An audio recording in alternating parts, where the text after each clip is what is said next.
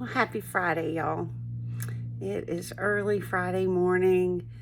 I'm the only one that's made it into the office yet, and sometimes just it's the most productive part of my day. And I was like, you know what? I get to talk to everybody for a minute this morning because on Fridays, we do Friday from the Heart. So, this Friday, what's on my heart this Friday? All week actually, not just today. I've been thinking about little things and little changes. I talked to y'all the last couple weeks about me making the commitment to take a day off and that I was approaching it from my relationship with God. That if I practice Sabbath, I feel like it would make my life just so much better. Well, that is an understatement. It's like day 18 or 19 that I've started doing that, which to me is kind of a big change, right? But other little changes too that I started at the same time. And I am feeling the biggest difference. So my recommitment to God and Sabbath and all of that has led to some crazy big stuff.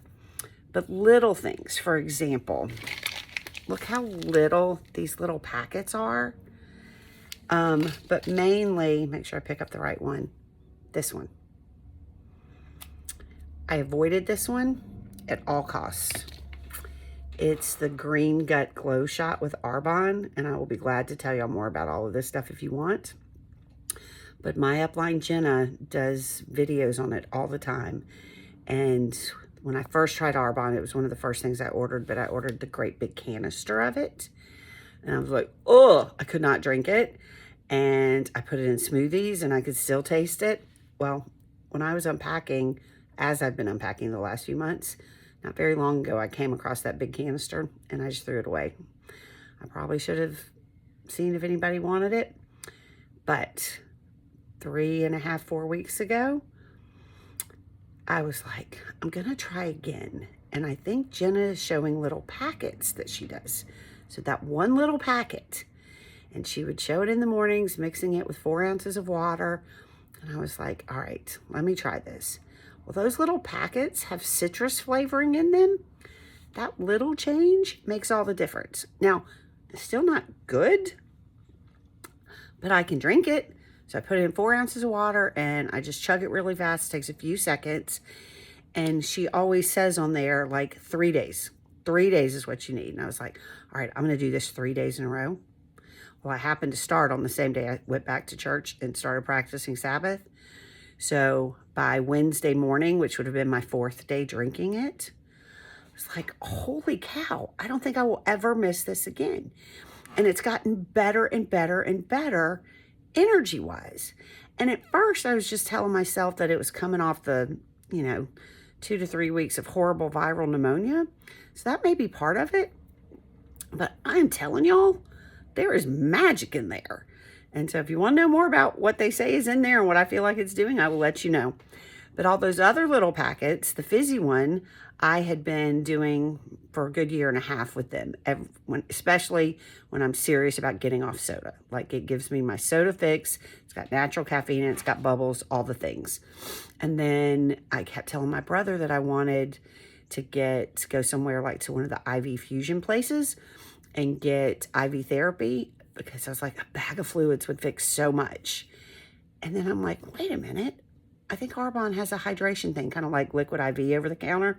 Well, I tried those and those taste horrible. Well, they have a hydration one. And oh my goodness, it tastes good. So there's a couple other packets I held up. I could tell you all about them. But the point is, a little thing, a little packet, a little change to my morning routine, and I feel like I can conquer the world. Other little things. Trying to get my little house together, and my little bitty house is making such a difference in my life. It's still not finished. There's still a million things I want fixed, but every day it feels more and more like home. And it's just really becoming my safe place, right? Well, I don't have the pieces of furniture yet to be able to finish unpacking some stuff, because when you have a little bit of space, you got to make sure you get the right pieces. But so I'm trying to carve out a little space for scrapbooking and doing those little few projects I've done at home. And I have started a couple of them just for me.